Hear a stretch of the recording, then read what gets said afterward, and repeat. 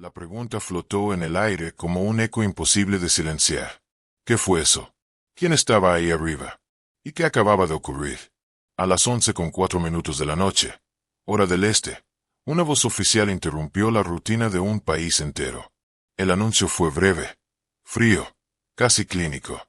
Dos sistemas de alerta temprana, uno diseñado para vigilar los cielos lejanos, el otro para detectar misiles balísticos, habían captado algo fuera de lo normal.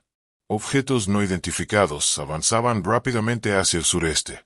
Hasta ese momento, nadie podía determinar su naturaleza ni su origen. Desde que la humanidad desató el poder del átomo durante la Segunda Guerra Mundial, el mundo dejó de sentirse seguro. La amenaza de una guerra nuclear no solo se convirtió en una posibilidad, sino en una sombra constante que se cernía sobre cada hombre, cada mujer y cada niño. Durante décadas, ese miedo se infiltró en la vida cotidiana.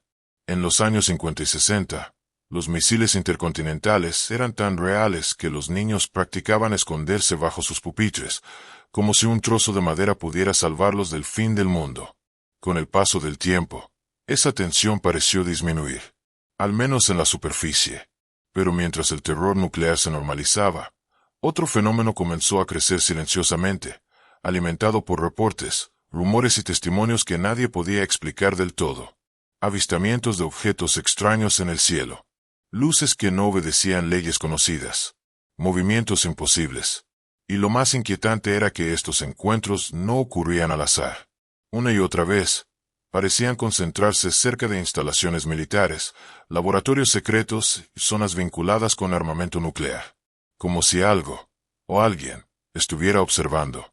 En ningún otro lugar fue esto tan evidente como en el desierto de Nuevo México.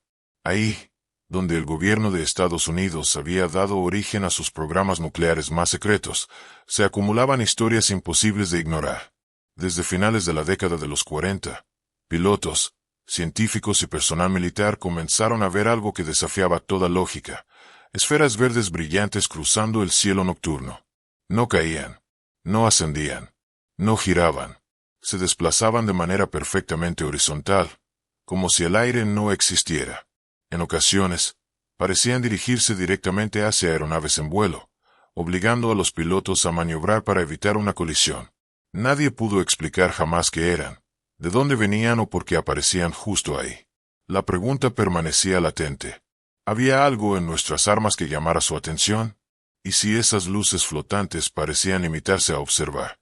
¿Qué pasaría si otras cosas no fueran tan pasivas? Porque el desierto de Nuevo México no solo fue escenario de fenómenos aéreos inexplicables. También fue el telón de fondo de historias mucho más oscuras. Relatos de personas que nunca regresaron. De encuentros que terminaron en horror. De un caso en particular, tan perturbador, que aún hoy provoca escalofríos. Esta es la historia de un sargento que salió a cumplir una misión rutinaria, y jamás volvió siendo el mismo.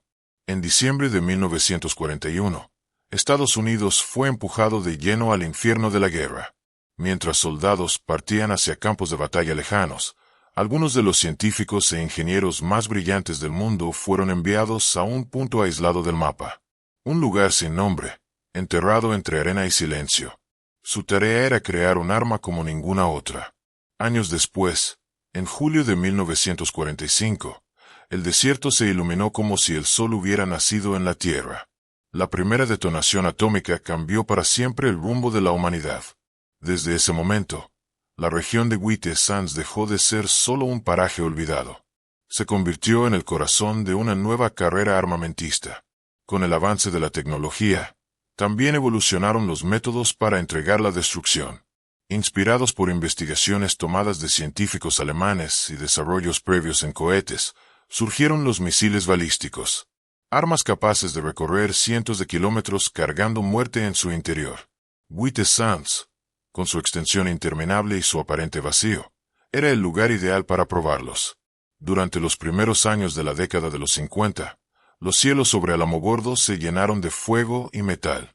Lanzamientos constantes, explosiones, fallas, correcciones.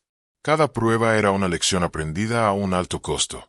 En una noche tranquila de marzo de 1956, estaba programado otro ensayo.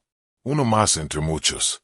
Nadie imaginó que esa prueba marcaría el inicio de algo completamente distinto. El misil fue lanzado y ascendió hacia un cielo repleto de estrellas. Por unos instantes, todo pareció normal. Luego, sin advertencia, se perdió la señal. El objeto se desintegró en pleno vuelo, desapareciendo en la oscuridad antes de caer en algún punto indeterminado del desierto. Horas después, cerca de las 3 de la madrugada, el mayor William Cunningham no podía quedarse quieto. Oficial de pruebas de la Fuerza Aérea, sabía que cada fragmento del misil era valioso. El silencio que quedó después fue ensordecedor. El mayor Cunningham permaneció inmóvil durante largos segundos, incapaz de procesar lo que acababa de presenciar. El viento nocturno volvió a recorrer las dunas, como si el desierto intentara borrar cualquier rastro de lo ocurrido. Pero lo que había visto no podía ser borrado tan fácilmente. Cuando finalmente reaccionó, corrió de regreso al jeep con las manos temblando. Encendió la radio militar y comenzó a transmitir de inmediato, su voz quebrándose mientras intentaba describir lo indescriptible. Habló de una nave, de una luz suspendida en el aire, de su sargento siendo llevado contra su voluntad hacia el cielo. Al otro lado de la transmisión hubo un silencio incómodo. Minutos después, desde el centro de control confirmaron algo que solo hizo la situación más perturbadora. Los radares habían detectado un objeto no identificado moviéndose a gran velocidad en la zona exactamente a la misma hora. No podían explicar qué era, pero estaba ahí. Había estado ahí. A pesar de la confirmación del radar, cuando Cunningham fue llevado de regreso a la base, su testimonio fue recibido con escepticismo. Los oficiales escucharon, tomaron notas, intercambiaron miradas incrédulas. Algunos pensaron que el estrés, la falta de sueño o incluso la culpa podían estar jugando con su mente. Lo único indiscutible era un hecho aterrador. El sargento Jonathan Lovett había desaparecido. Al amanecer, la base entera entró en estado de emergencia. Se desplegaron equipos de búsqueda, helicópteros, vehículos terrestres. Cientos de hombres recorrieron el campo de pruebas, peinando cada kilómetro cuadrado del desierto. White Sands era enorme, implacable, y el sol pronto convirtió la arena en un horno. Durante 2 días completos, no encontraron nada. Sin huellas, sin restos, sin señales de vida. A medida que pasaban las horas, la esperanza comenzó a desvanecerse. El desierto no perdona. Sin agua, sin refugio, las posibilidades de supervivencia se reducen rápidamente. Aún así, la búsqueda continuó. Fue hasta el tercer día cuando ocurrió. 2 aviadores caminaban lentamente, exhaustos, maldiciendo el calor y el terreno. Uno de ellos se quejaba del polvo que se metía en los zapatos, del cansancio acumulado, del sinsentido de seguir buscando. El otro apenas respondía, concentrado en el suelo frente a él. Entonces lo vieron. Primero fueron los buitres, girando en círculos bajos, demasiado interesados en un punto específico del terreno. Luego, una forma oscura sobre la arena. Algo que no pertenecía ahí. Cuando se acercaron, el horror se reveló por completo. Era el cuerpo del sargento Lovett, o lo que quedaba de él. Había estado expuesto al sol durante días. Los animales del desierto ya habían hecho su parte, pero incluso para hombres entrenados en combate, acostumbrados a la muerte, la escena era insoportable. No se trataba solo de un cadáver abandonado. Había algo profundamente incorrecto en lo que estaban viendo. El cuerpo había sido mutilado de una manera precisa, casi meticulosa. No había señales de lucha.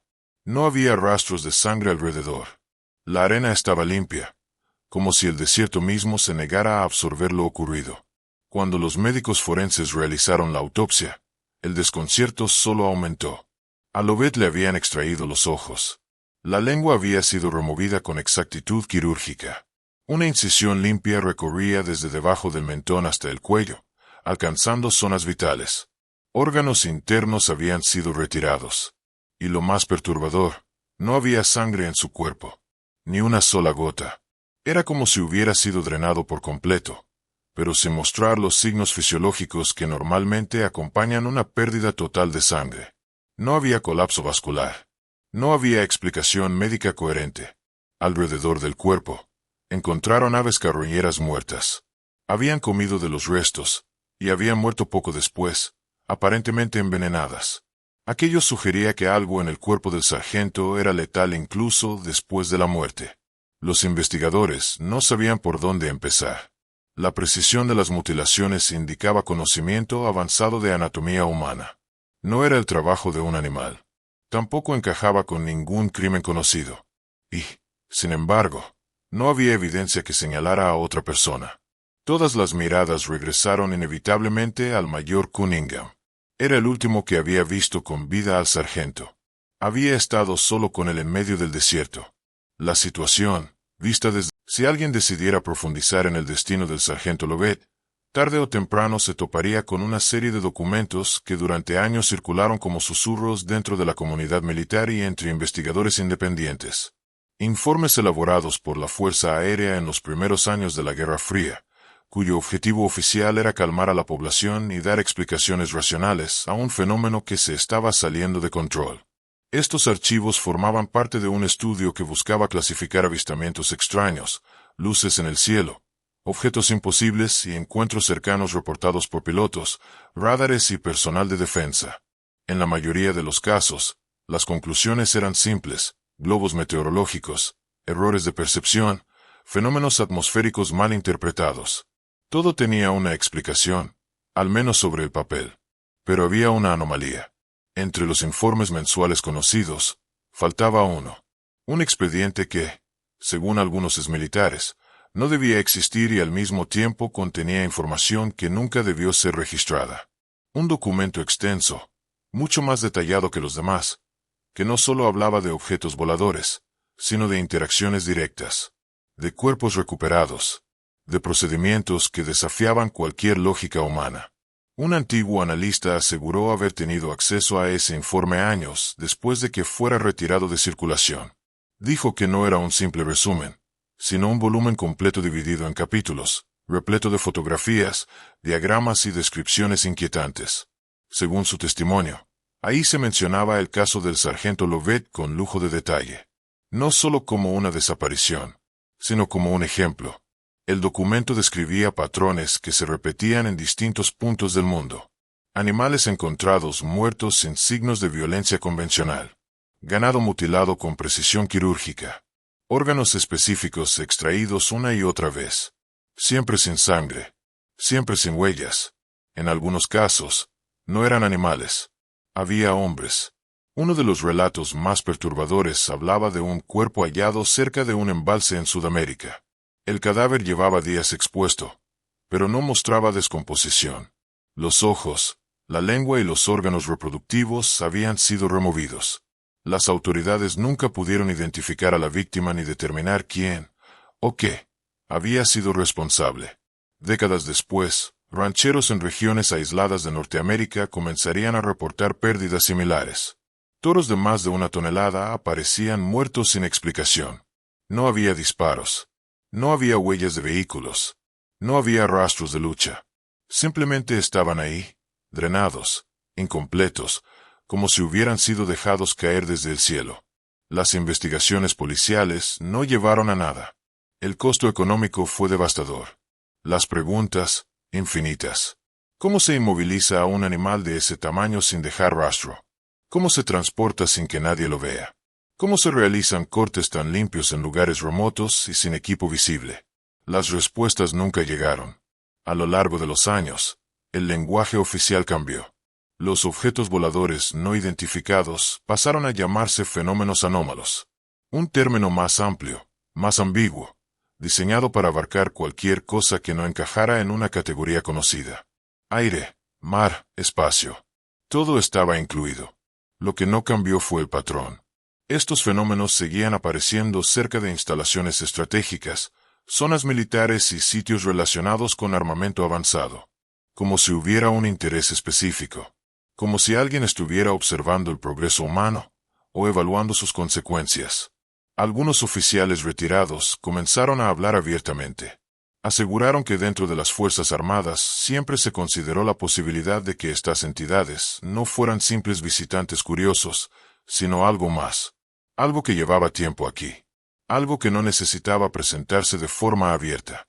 Para ellos, el caso del sargento Lovett no era una aberración aislada, sino una advertencia temprana. Sin embargo, al revisar todo lo que se sabe, surge un problema inevitable.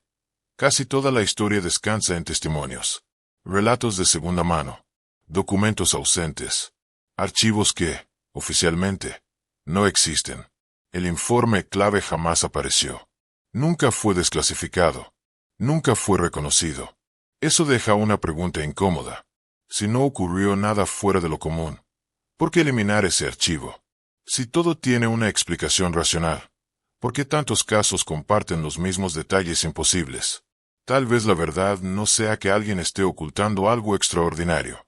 Tal vez sea simplemente que nadie quiere aceptar lo que implicaría admitirlo. Porque aceptar esa posibilidad significaría reconocer que no estamos solos, que hay fuerzas que operan más allá de nuestra comprensión, que, en ocasiones, observan, y en otras, intervienen.